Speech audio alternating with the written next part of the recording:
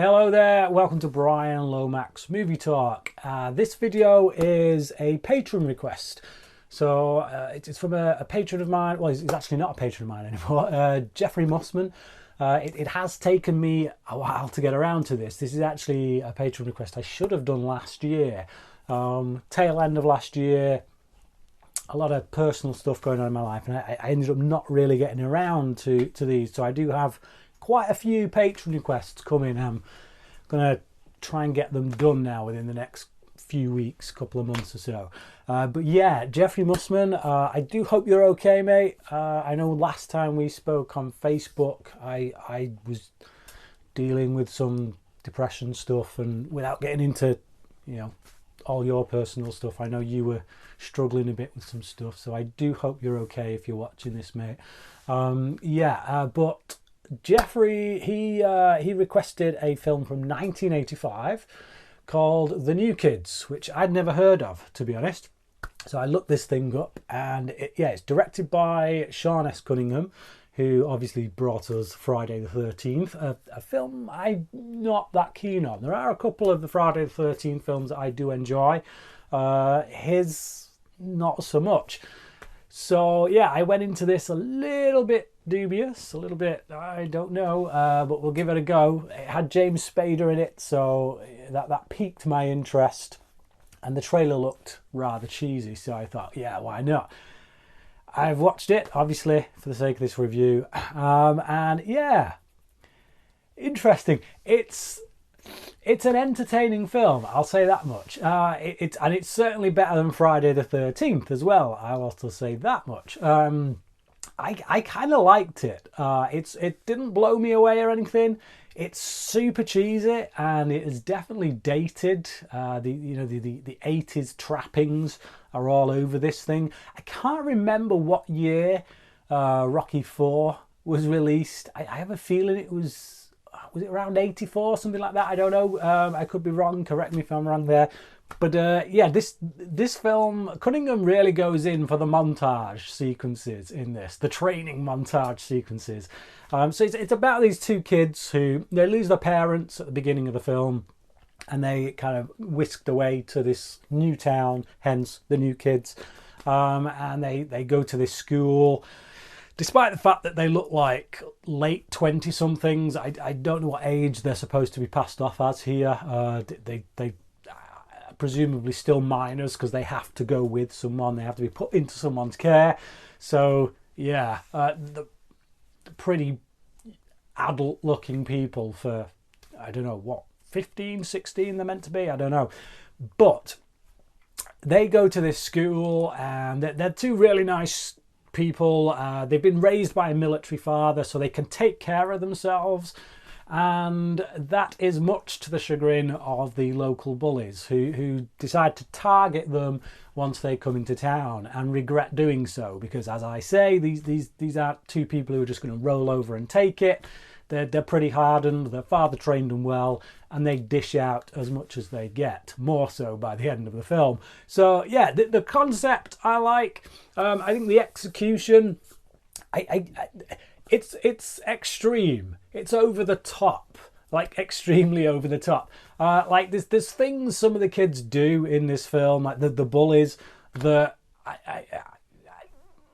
they would have been arrested a long time ago, I'm sure. And we never see their parents. They attend the same school as the New Kids, and yet we never see their parents. We never see which adult figures are supposed to be responsible for these people, which I guess, it says a lot. They don't have any responsible adults around. But even so, the police should be knocking on these parents' doors, or whoever is responsible for these kids, and saying something. But they don't. The police go directly to the kids. They have words with them. They know they're up to stuff. They know it's them. And yet nothing's done. Yeah, and then like I said, we get towards the last acts of the film. They're doing some pretty heinous stuff. This stuff just keeps escalating and escalating, and the film is mostly that. It's just this tit for tat. They do something to the New Kids do something back, and vice versa. And it just keeps going like that until we get to the end, where it becomes this, like like I say, really over the top. It's like a slasher movie meets John Hughes in many ways, and I wasn't expecting that element, I must say. By the time we get to the end and limbs start getting filleted and whatnot, there's one rather amusing use of a roller coaster, and yeah, somebody's head at one point, which I burst out laughing when it happened.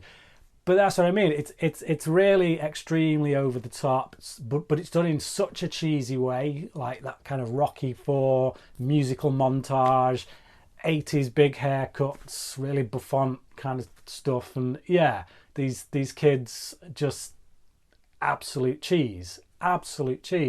So yeah, I enjoyed it. It didn't set my world on fire. I probably won't be in any rush to go back to it, but it's nice to know it exists.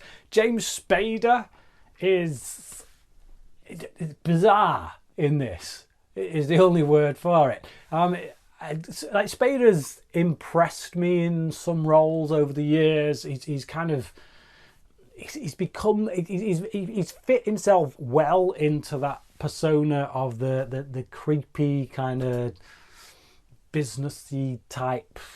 Like I think of Wolf, that smarmy schmuck who's a bit snivelling and a bit seedy and a bit. He does that very well. And here, obviously, this is very early in his career, and he just ramps it up to 11. He's just like, yeah, I know what this film is. It ain't Citizen Kane, and I'm just going to go for it. I'm just going to be the creepiest, weirdest ass bag that I can be. And he plays it to the hilt. Spader's great in this. He's not great in the Academy Award sense of the word, but great in he's just fun to watch. Really fun to watch. I like the spark between him and the main chap that's in it. I can't remember his name. I know he's only done like one other film besides this, so obviously he didn't have a long-lasting career after this film. But yeah, the tit for tat that goes on between them two is really enjoyable to watch, really fun to watch. It was fun to see Eddie Jones appearing in this as well. He played Clark Kent's dad in the 90s New Adventures of Superman series, which I used to watch back when it was out. I've always whenever he pops up, all I see is Clark Kent's dad, and here he's completely different. He's a bit more wacky. He's a bit he's like that crazy uncle. He's got a bit of the granddad from the Lost Boys vibe about him, but not quite as dry. Fun to see him. Something that happens to his character at the end, which is quite shocking, but then it's undone by something else, which I won't spoil for those who haven't seen it. But I think I wish Cunningham had had the guts to go where I thought he'd gone, but didn't. The film pulls some punches, I guess, in that regard. It wants the happy ending. Tom Atkins is, I guess, the big name in this at the point that this was made. I know a lot of people really like Tom Atkins. I think he just has that cult vibe about him because of the selection of films he's been in, like Halloween 3, Season of the Witch, that kind of thing. He's never been one to impress me all that much, to be honest.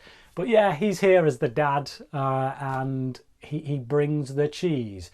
Because like I say, we have all these moments at the beginning of the film before he dies in a car crash, in which we see him interacting with his kids as this great family man, but also a military leader. And it's just, it couldn't be any cheesier.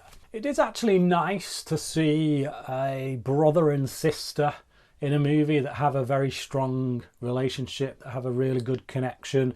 That's one of the things about this film that, again, it is that cheesy element, but it's not something you see that often. When you see families in movies, it's often the siblings that always have a bit of a spark against each other or whatever. Even when they love each other, you get like brother and sister at loggerheads or whatever, and that just seems to be the normal way to portray siblings in movies. So here, to see these, you know, this brother and sister who are almost best friends, who really look out for each other, and again to have the heroes be people who can take care of themselves, that does add a dynamic to this type of movie that I'm not really used to seeing. You know, like these kind of movies, you tend to get someone who maybe can't take care of themselves and then learns to do so over the course of the movie. But no, these are two people who can and do, and yeah, really show the bullies who's boss. So I liked that element.